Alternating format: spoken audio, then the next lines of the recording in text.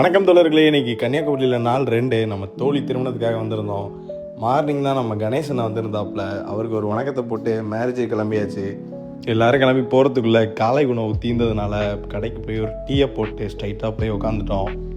ரொம்ப நேரம் கழிச்சு பார்த்துக்கிறதுனால பழைய காலேஜ் கதையெல்லாம் பேசி ஃபன் பண்ணிகிட்டு இருந்தோம். அப்புறம் பொண்ணு மாப்பிள்ளையெல்லாம் ஆசீர்வாதம் பண்ணிவிட்டு மதிய சாப்பாடு சாப்பிட்டு நான் ஈவினிங் கிளம்பிட்டேன்.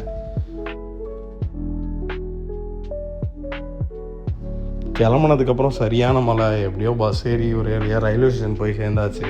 அங்கே போய் பார்த்தா தெரிஞ்சு இருந்த கிளைமேட்டுக்கும் அங்கே உள்ள லொக்கேஷனுக்கும் ஸ்டேஷன் ரொம்ப அருமையாக இருந்துச்சு தோழர்களே.